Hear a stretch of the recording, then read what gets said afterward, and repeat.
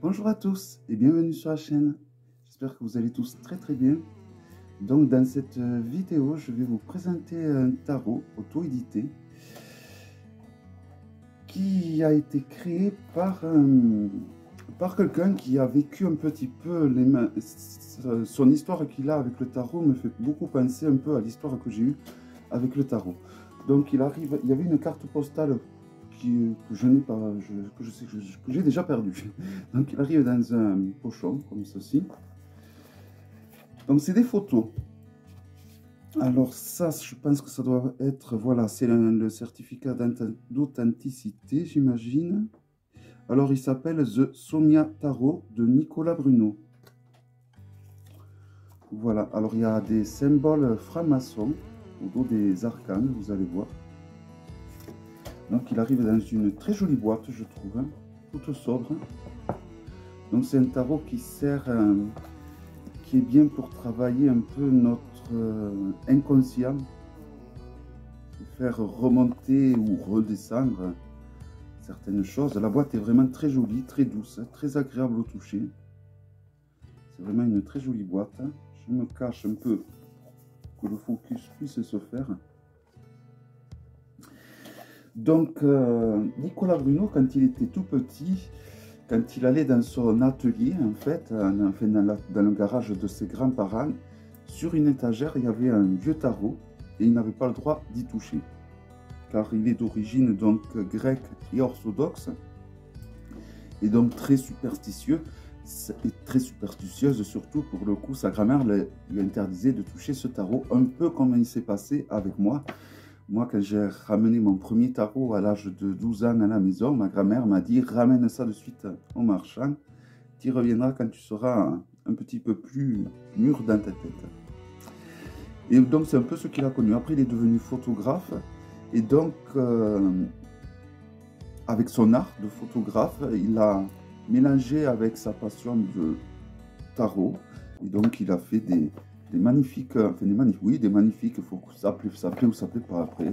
Moi, j'aime bien, parce que c'est des photos qui remuent un peu, qui dérangent un peu même.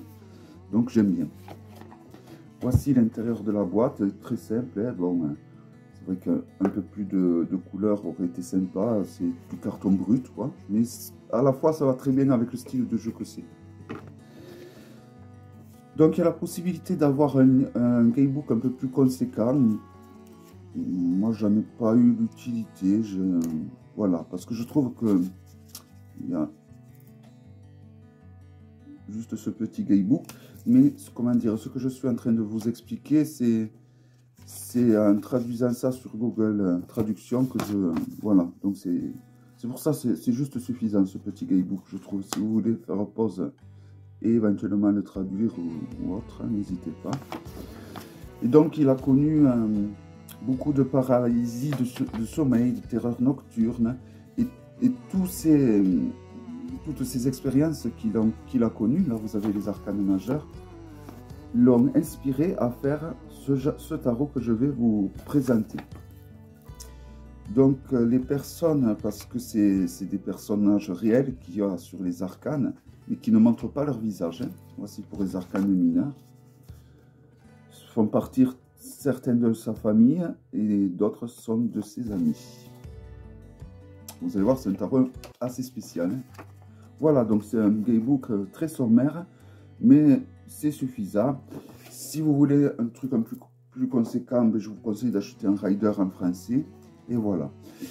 Donc, ce que j'aime bien, c'est les tranches qui vont peut-être pas rester blanches longtemps si je l'utilise souvent. Elles sont d'un blanc immaculé. J'adore quand les tranches sont neutres comme ça, et toutes blanches. Voici le dos, avec donc le fameux compas de la franc-maçonnerie. Si on le compare à un Grimaud, les arcanes donc sont beaucoup plus larges, en fait, sont plus larges et plus hautes. Et les arcanes sont vraiment de très bonne qualité, ni trop fines, ni trop épaisses, vraiment d'excellente qualité. Donc c'est parti pour les arcanes majeurs.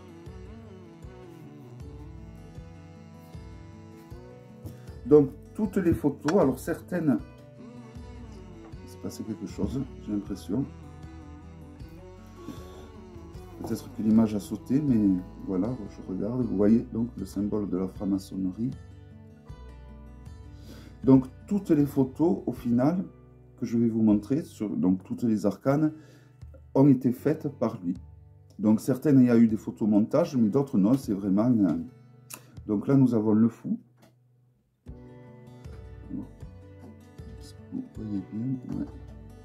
Donc, le numéro en haut, le titre en bas. Et c'est des noms traditionnels et il n'a pas changé donc la nomination des arcanes. Le magicien. Alors il est assez spécial. Hein. Par exemple, la papesse, je pense qu'il a dû rajouter la fumée à côté, qui remplace un peu les colonnes. Hein. Mais par exemple, l'impératrice, il n'y a rien qui a été rajouté. Donc comme vous voyez, pour chaque arcane, on ne voit pas l'image on ne voit pas les visages. Et c'est ça qui m'a plu, parce que je n'aime pas j'aime pas vraiment les tarots où il y a des vrais personnages, des personnages humains. Et ce que j'ai apprécié dans ce tarot, c'est justement qu'on ne voit pas on ne voit pas les visages. Et donc ça, c'est pour ça que j'ai apprécié beaucoup. Donc c'est mon troisième tarot que j'ai qui est fait donc par des photographes. J'ai le The Witch Tarot et le Sabbat Tarot. Et celui-là, il a un côté un petit peu aussi... il a un côté un peu dark. Pas forcément witches ou sorcier ou sorcière comme les deux autres, hein, mais je trouve que quand même il a un côté assez dark.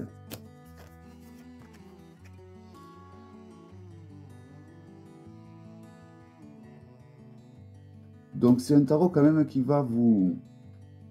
J'avance peut-être trop les arcanes. C'est un tarot quand même qui va remuer. Hein. Je pense que il va vraiment faire travailler, faire remonter beaucoup d'émotions qui sont enfouies plus ou moins en nous. Voilà, donc j'avais l'arcane de la tempérance que voici, donc en carte postale. Le diable, j'aime beaucoup. La maison Dieu est particulièrement réussie, je trouve, cette petite maison enflammée et cette personne qui la porte sur son dos. Je trouve que c'est vraiment bien fait. L'étoile aussi, hein. L'étoile, on voit les nuances de couleurs au niveau du ciel qui sont vraiment superbes. La lune.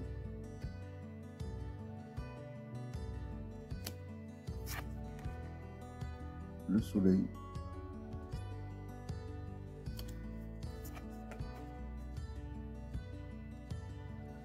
Le jugement.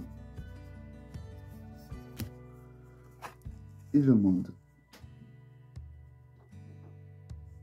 Voilà donc pour les arcanes majeurs. Donc c'est un tarot vraiment qui a une atmosphère vraiment bien à lui. Mais voilà, je trouve que...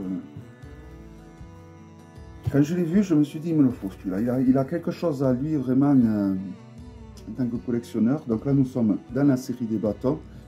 Et donc, comme vous voyez, il y a un nom normal. Il n'a pas renommé les bâtons, il n'a pas renommé les arcanes mineurs. Et ça, c'est des choses que j'apprécie parce que souvent,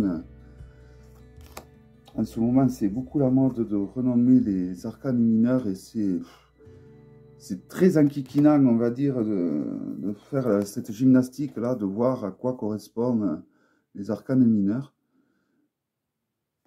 Ça ne permet pas, je trouve, de vraiment lâcher prise, à moins qu'on travaille purement à l'intuition, juste simplement au graphisme. Mais bon, moi j'aime bien savoir quand même de quel arcane il s'agit, surtout lorsque je me tire les arcanes à moi, parce que sinon, lorsque je me tire le tarot uniquement me concernant, si j'utilise que l'intuition, j'aurais tendance donc à dire des choses un petit peu trop qui va dans mon sens. C'est toujours plus facile de tirer les arcanes à un étranger ou une étrangère que à nous-mêmes ou à quelqu'un que l'on connaît. Alors, en général, la cour des bâtons n'est pas ma cour préférée. Et là, étrangement, c'est vraiment une cour que j'apprécie beaucoup. Mais vraiment, les cartes sont de très très bonne qualité. J'aime beaucoup ce genre d'arcane.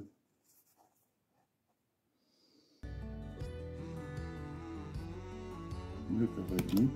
Même les chevaux ont été donc masqués, si je peux dire. Ils ont un drap dessus également, comme leur propriétaire. Et le roi de bâton.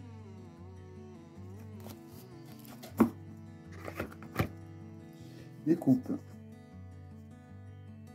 Les coupes aussi, elles sont pas mal quand même. Hein.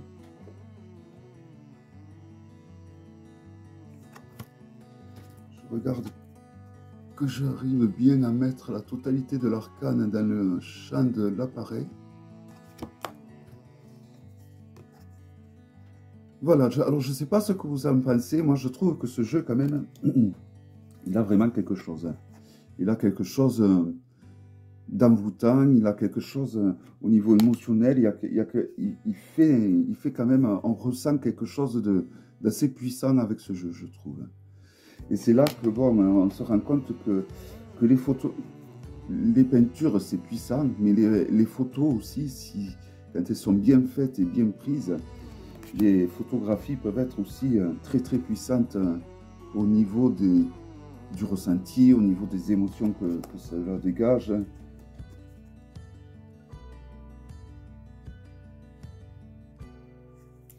Et là, je trouve que le pari est gagné.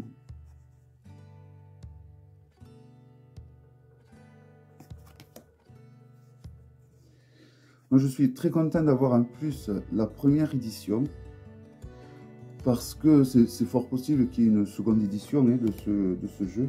Mais je crains que la seconde édition soit et les tranches dorées ou argentées ou un truc comme ça. Et du coup, je trouve que ça gâcherait la beauté de ce jeu. Je trouve que ce jeu, il est beau avec les tranches brutes comme ça. Alors, si on veut les laisser toutes blanches, toutes pures comme elles sont, ben, il suffit d'y faire attention. Hein. Et si on veut qu'elle ait ce côté usé, ce côté vintage un peu, ben, il suffit de les utiliser souvent, et de les battre et de les battre. Et le temps fera son œuvre. Mais vraiment un très beau jeu. Le dos, je l'adore. Je vous le remontre parce que vraiment, je le trouve magnifique. Hein. Avec le fameux compas donc, de la franc-maçonnerie. Mais bon, c'est pas vraiment le vrai compas de la franc-maçonnerie. Hein. Il n'y a pas écrit... Donc là, nous sommes à la série des As. Donc, l'As d'épée.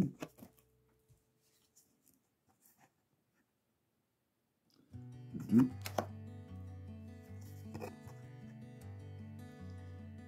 Le 3.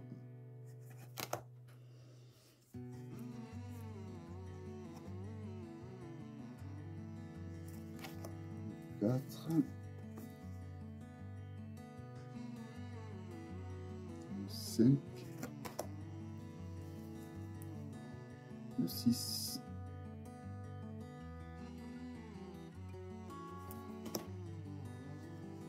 Le 7. J'ai souvent l'impression d'en prendre deux en même temps. Mais vous voyez, c'est pas comme le Béline de l'autre jour que je vous ai présenté. Elles sont bien épaisses, mais elles sont souples. Donc du coup, c'est pas des cartes, c'est pas des arcanes qui vont se casser ou s'abîmer. 9.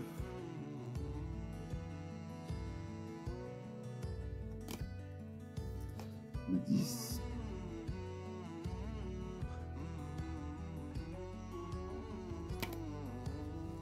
Le valet, le page, le le cavalier,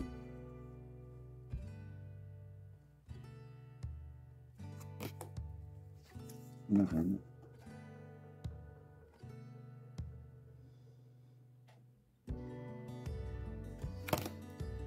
et le roi. Le roi qui a vraiment un côté flippant, je trouve. D'ailleurs, il y a beaucoup d'arcanes dans ce jeu, franchement, qui ont un côté un peu flippant, il faut reconnaître. Le fait qu'on ne voit pas les images comme ça, il y a un côté un peu fantomatique. Après, je conçois que c'est pas un tarot qui va plaire à tout le monde, car il est vraiment spécial. Mais voilà, après, c'est ça qu'il faut rechercher aussi dans les jeux, des jeux qui nous remuent, des jeux qui émotionnellement nous secouent. C'est comme ça qu'on avance aussi. Des jeux qui nous font violence, tout simplement. Hein.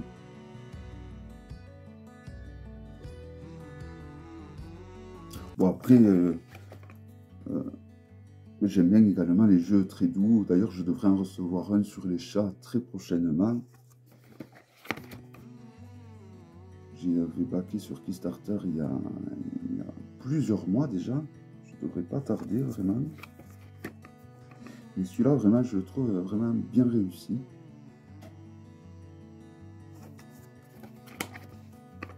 Après, ce n'est que mon avis, évidemment. On a tous des avis différents. Et c'est bien comme ça aussi.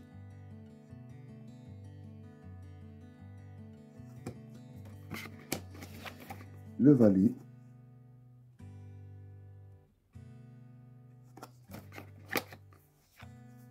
Le cavalier.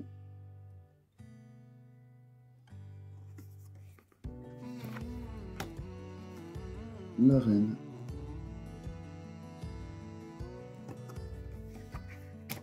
Et le roi.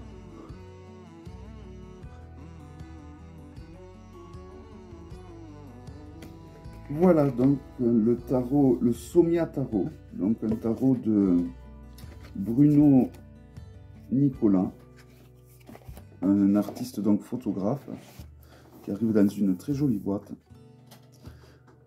Alors je serais bien curieux de voir ce que vous en pensez. Moi je trouve qu'il a un truc, c'est un tarot voilà, qui a son charme, il a quelque chose à lui.